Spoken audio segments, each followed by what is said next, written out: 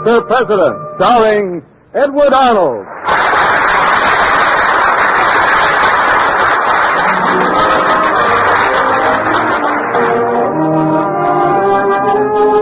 The American Broadcasting Company and its affiliated stations present Mr. President.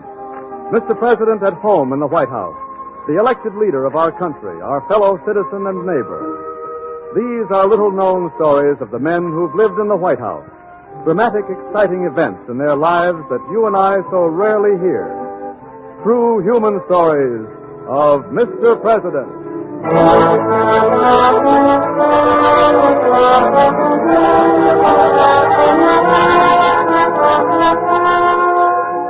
And now, Edward Arnold as Mr. President.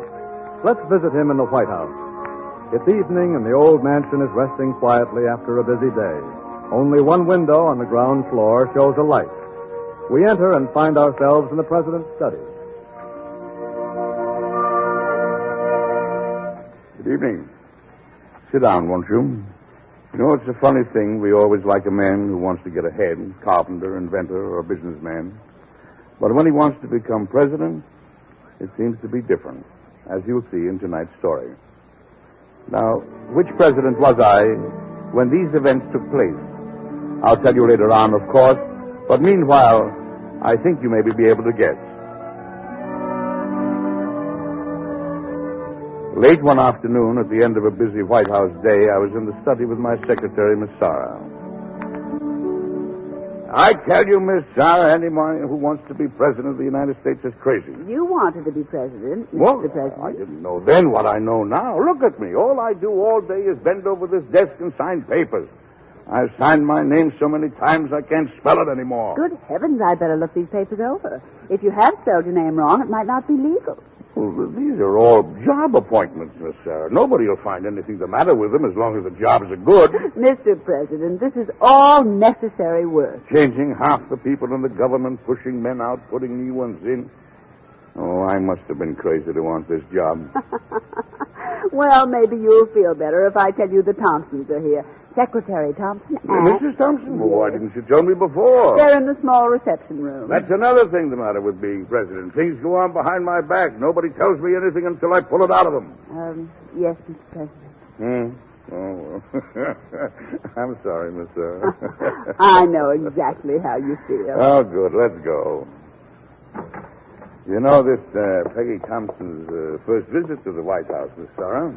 I suppose Secretary Thompson's very happy. Naturally. Marriage is just as exciting for a middle-aged man as for a youngster. Maybe more so. Especially if the lady is as beautiful as Peggy Thompson. Mr. President, I suppose the gossip about them will drop off now. Well, what if it doesn't? Gossip hurts only the gossipers. This is Washington, Mr. President. Yes, but people are people and gossipers aren't. That's true even in Washington. No, here we are.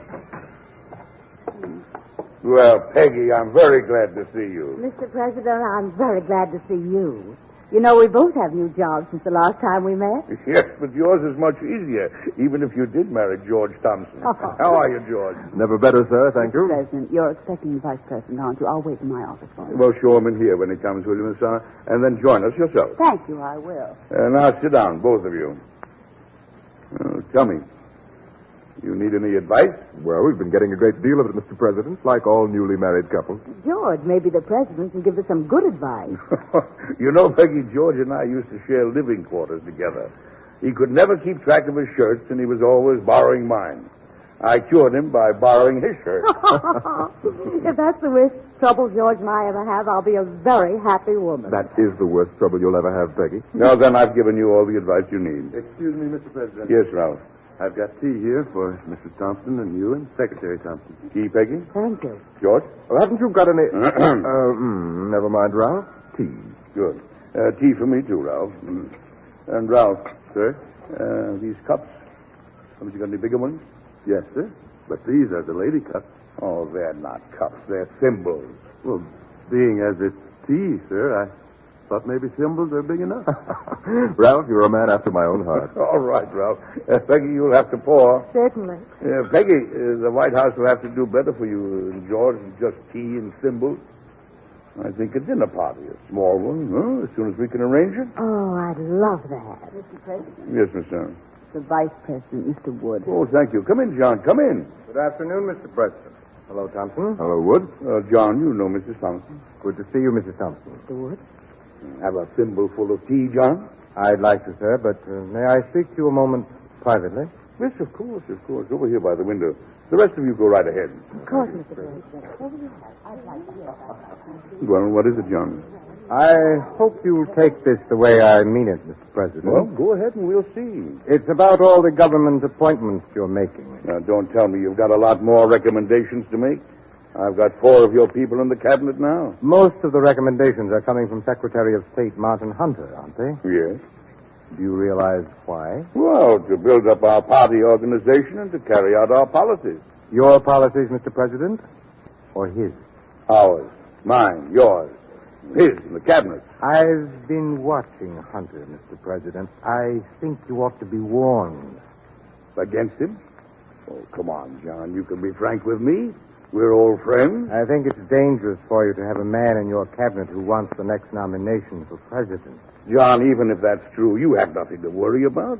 You know I want only one term and that I'm going to urge you on the party as the next candidate. I'm not thinking of the next term.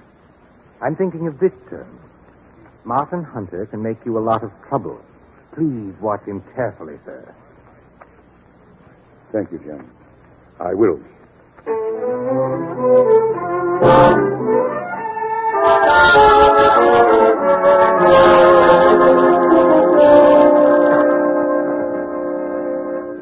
Mr. President, I've got to warn you about John Wood. Sit down, Martin. Thank You want to warn me about John Wood? In what way? you. I see I've touched a sore point, Mr. President. You know, I'm just a little puzzled. What about John Wood? Several years ago, you remember the legislature of South Carolina adopted a certain resolution? No, the one about federal laws, you mean? Yes. It said that South Carolina reserved the right to ignore any laws made by Congress that it didn't like. Oh, that's ridiculous. No single state can defy the laws of all the states. South Carolina thinks it can. That's vicious nonsense. You know who wrote that resolution? Everybody knows the legislature of South Carolina. Your vice president, John Wood. What? I was surprised too, Mr. President, but it's absolutely true. Well, can you prove it? In a court of law, if I have to. You see what it means, don't you, sir? Wood's ideas are really the exact opposite of your own, but he's concealed that fact. Oh, there must be some other explanation. Why would he do that? Well, I think it's plain, sir. He wants to be the next president. Oh, that's what he says about you. I see nothing wrong in a man's wanting the highest honor he can possibly get. I do see something wrong in how he goes after it. Are you serious, Martin? You mean Wood hopes to make himself president by means of that South Carolina resolution? Well, how, for heaven's sake? Well, sir, I have a theory. Let's hear it. Congress has just passed a new tariff bill. A number of southern states, South Carolina chiefly, are going to object to it. Their reason, that the new duties on foreign goods will be good for eastern manufacturers and bad for South Carolina. They say it'll raise prices. Oh, and you think John will encourage his state to defy the new law? Sir, he's already busy at it. The idea seems to be that South Carolina might refuse to allow you to collect the new duties. Well, I don't know. But to keep his real attitude secret for so long, I can't understand that. Obviously, sir, he's been waiting for the right issue, and the new tariff bill seems to be it. I don't know. I can't believe Wood is that kind of a man. You can't believe me. Is that it, sir? I'll tell you that, Martin, after I've talked to him. In fact, I'm expecting him here in a few minutes anyway. And thanks for your warning, Martin. Good afternoon, Mr. President. Good afternoon, Miss Sarah. Mr. Hunter. Leaving now, Mr. Hunter? Yes, Ralph. It's a mighty fine day outdoors, sir. Well, it's not a bad day indoors, Ralph. I'm glad to hear that, sir. Good afternoon, sir. Afternoon.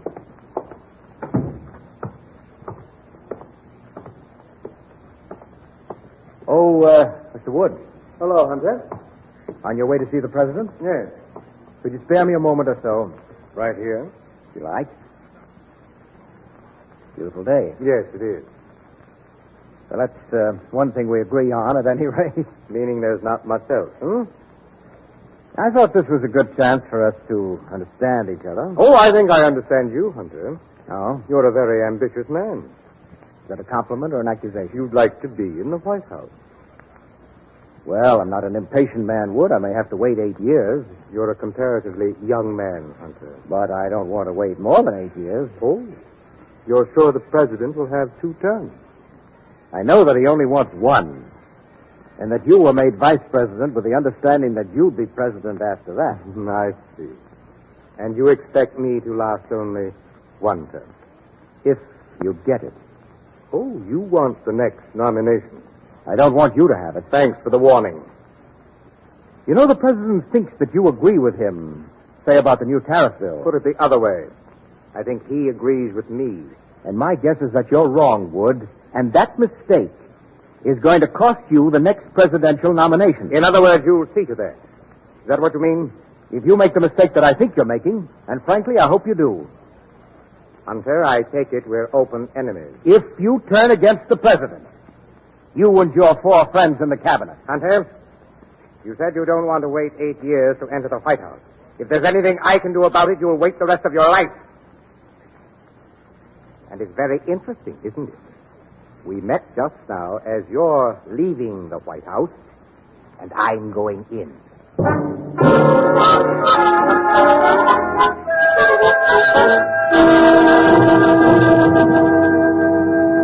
Is it true, John? Did you really write that South Carolina resolution? I object to this kind of questioning, Mr. President. I do, too. But now that I've been told about it, I've got to know. I make it a practice to ignore rumors, sir. John, you and I were put on our ticket together for definite reasons. Our ideas were a lot alike. And I had another reason. I felt I could have absolute faith in you.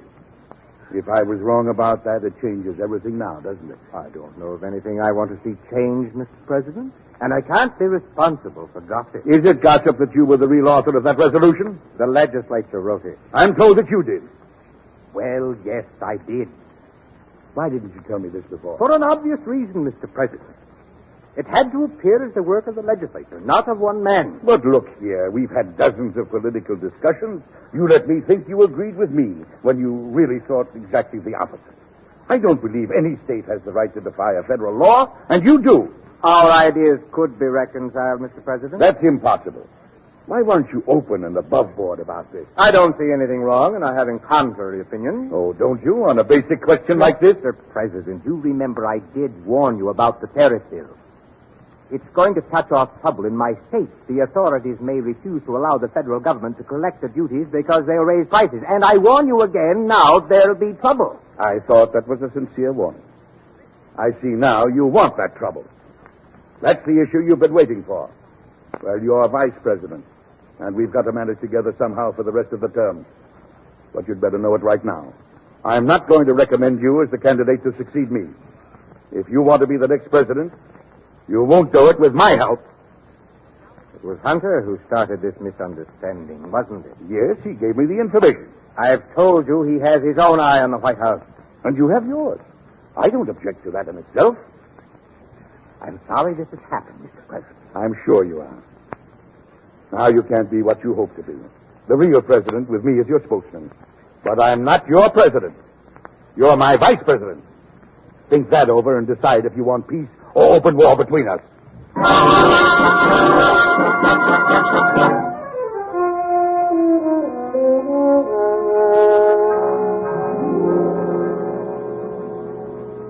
Which pair of shoes do you want, Mr. President?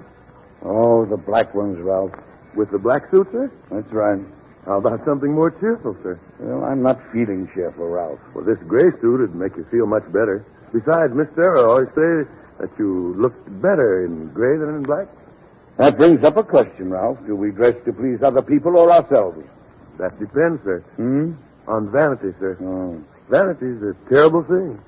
And if you insist on that black suit only to please yourself, that's vanity, sir. Ralph, I'll wear the gray suit. Yes, sir. Excuse me, sir. Sure.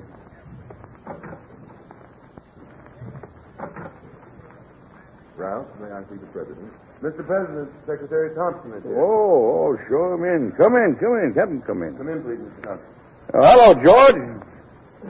I'll finish dressing later, Ralph. Yes, sir. Miss Sarah said I could come up, Mr. President. I only dropped in to be sociable. Well, I'm not feeling very sociable at the moment. But since you're here, you'd better know.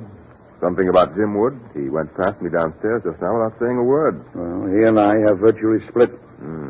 So quickly. It may affect the cabinet very seriously. There are 4 men who will probably side with him on the tariff, for instance. Oh, couldn't you ask him to resign before trouble starts? I haven't a real excuse. Wood may change his attitude. But, sir, if he doesn't. We'll see. Tell me, how's Peggy? Oh, fine. She sent you her regards, of course. By the way, we haven't had that little dinner party for you yet. Oh, don't worry about it, sir. We've been pretty busy with social events anyway. Oh, really? And how's Peggy enjoying it? Oh, fine, I think. You think? Well, you know the gossip there was about her while her first husband was drinking himself to death in Europe, and I was falling in love with her here in Washington. Well, you and Peggy just ignore it, that's all. Where are you going tonight? To the Navy ball. I didn't want to go, but Peggy's anxious. Well, she's right. The only way to fight gossip is to meet it head on. Have a good time, George.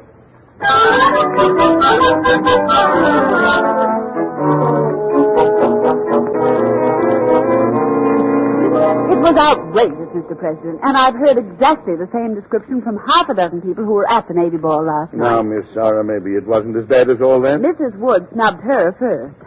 John Wood's wife? You know how she is, Mr. President. Oh, she's a fine woman, Miss Sarah. Well, certainly, but she's also the self-appointed social ruler of Washington.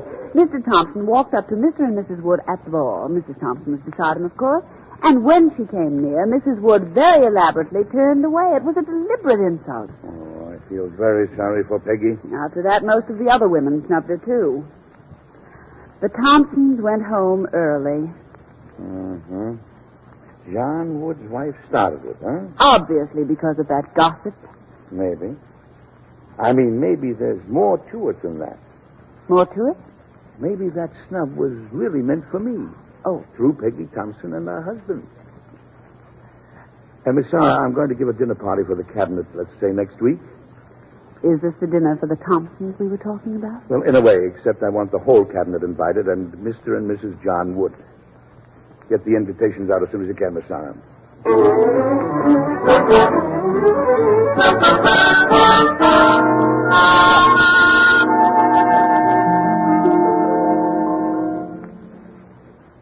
I beg pardon, Mr. President.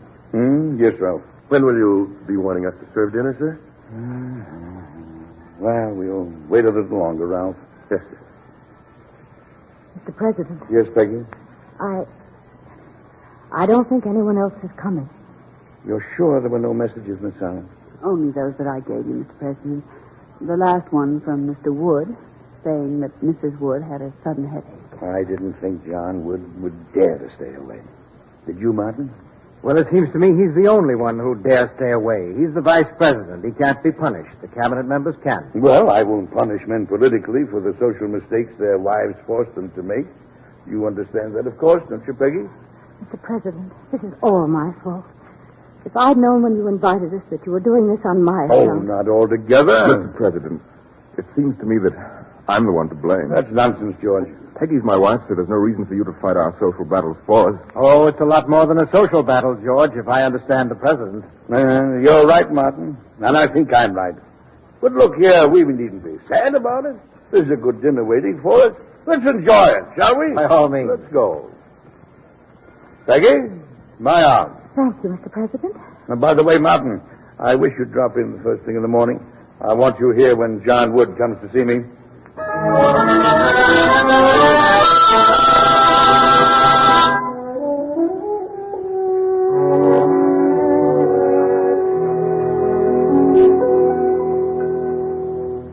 Sit down, Martin. Now, John, I want you to understand this. Peggy Thompson is a fine woman, and I do my best for her under any conditions. I do it for your wife under the same conditions. I'm sure my wife would be obliged, Mr. President. But I had still another reason for giving the dinner last night. I wanted you to know I understand exactly what you started the other night at the Navy ball. I started? When your wife insulted Mrs. Thompson. My wife makes her own social decisions, sir. I'd like to believe that. But I think I know better. Peggy Thompson is a fine woman. But you went out of your way to hurt and insult her. only to make trouble for me, to break up the cabinet and hamstring the administration. Cabinet is one thing, Mr. President. Social standards are another. Oh, not in Washington, Wood. I'll be frank, John. The dinner failed, but it showed me how far you're willing to go and what kind of weapons you're willing to use. The matter would be solved if George Thompson resigned from the cabinet. Do you think I'd let him leave the cabinet for a reason like that? If he can't get along with the other cabinet members... He gets along with Martin Hunter, all right. I'm sure Wood means his 4 friends in the cabinet. You could hardly ask them to resign because of a social quarrel, Mr. President. Well, why don't you suggest that Hunter resign? I suggest nothing, Mr. President. John, I warn you.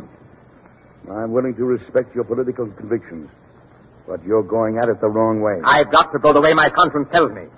I made a mistake in thinking we could ever agree. I stand for the people in the tariff bill. You're selling the people out. By no means, Wood. You're only twisting the issue to suit yourself. I can't twist my convictions, Hunter. Mr. President, I'm going to fight that fight as long as I live. All right. But I suggest you use more honest weapons. Good day, Mr. President. Well, Martin? He's a hard fighter, Mr. President. Yeah, you can be frank. So far, he's beating me, isn't he? He can hold a majority of the cabinet right in his hand. Well, you know, sir, he's right about Thompson resigning. Oh, that would be very unfair. After all, Thompson is the source of the trouble. Well, how can I ask him to resign now? I'd be conceding defeat to Wood. The same thing prevents me from asking Wood's 4 men in the cabinet to resign. The only excuse I have is this teacup murder. Well, I have a suggestion, sir. Well, I'd be happy to hear it. Suppose I resign. You? Why, you're not implicated in this mess. Why sacrifice yourself? Well, just the same, sir. You see what it would do? Thompson could resign at the same time without admitting that it's because of his wife.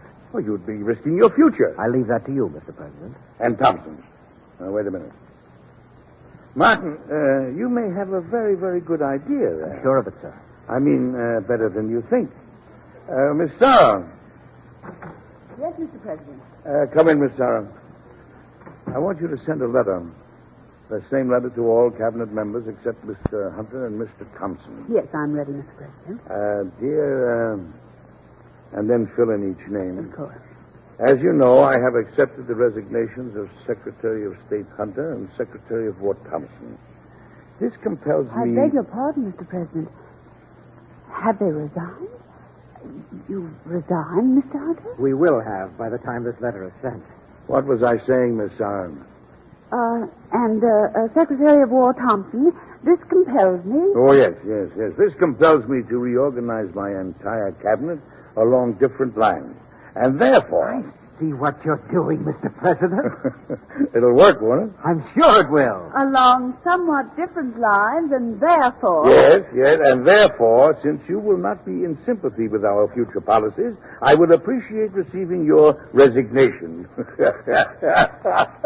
I think John Wood's going to be surprised to find himself so alone in the administration.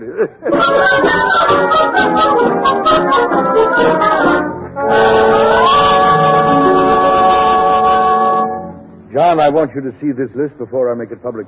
Your new cabinet, I presume. Look at it carefully. I have. I made a bad mistake in my first cabinet, thinking that you and I had the same ideas, and I accepted 4 of your men. Now they're gone. You and the people who think like you have no allies in my administration anymore, except you. I have allies in my own state, in Virginia and elsewhere. John, for the last time, don't you realize where your ideas will take you? It's where they'll take the country that I'm interested in. Here you are, the vice president of the whole country, and you're leading your state into defiance of the federal government. Don't you see where that can lead? We're right. The country will go our way. Very well. I can't make you see it. But I am ready for you now, John. For an open fight the whole country can understand. No more hiding behind petticoats. No more secret political maneuvers. Out in the open. As you say. You know, John, we might have done some great things together. But you've turned the wrong way. And you're going to lose. You're not going to be the next president. And you're not going any further in this fight because you're going to lose it. Now, you go ahead, John. I'm ready for you.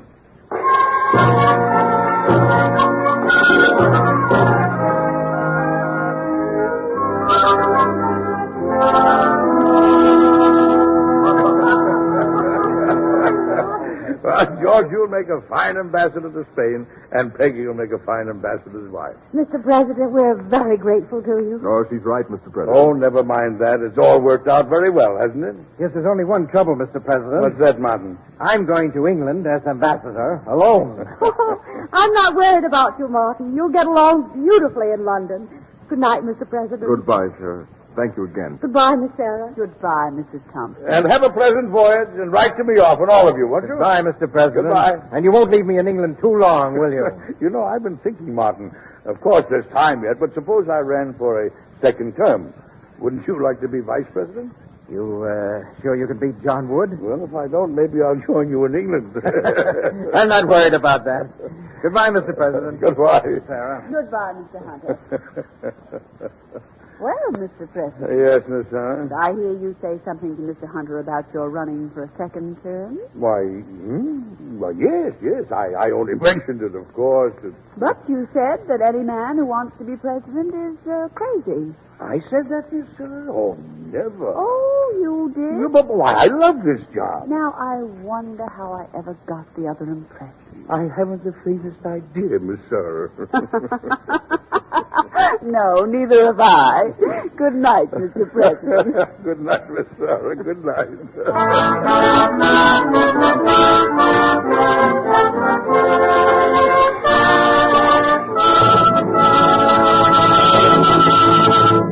Well, maybe you've guessed by now that the president of tonight's story was Andrew Jackson in the year 1832. His vice president was the brilliant John C. Calhoun, who soon led South Carolina into the famous nullification fight and almost open rebellion 30 years before the Civil War, and who never did achieve his ambition to become president. And the man called Martin Hunter this evening was Martin Van Buren, who did reach the White House in 1837. Come and see me again next week, won't you? I'll have another story for you about the White House and Mr. President that I'm sure you'll enjoy. Good night.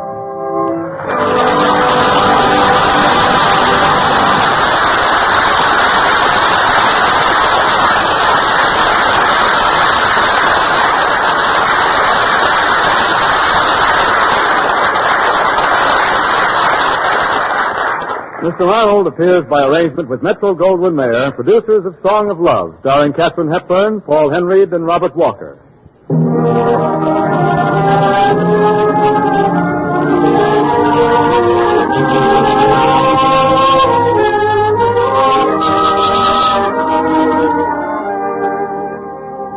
Mr. President is presented each week by the American Broadcasting Company and its affiliated stations.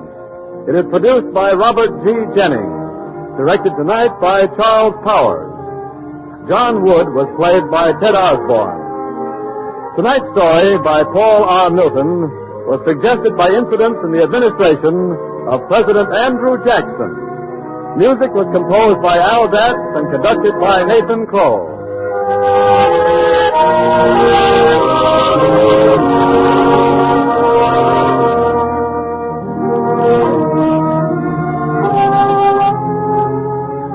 This is Don Lowe inviting you to listen again next week when Edward Arnold brings you another story of Mr. President. Now here's a special program note. What can we do to improve religious and racial relationships in America? Be sure to hear this question discussed on America's Town Meeting next Tuesday night. This is ABC, the American Broadcasting Company.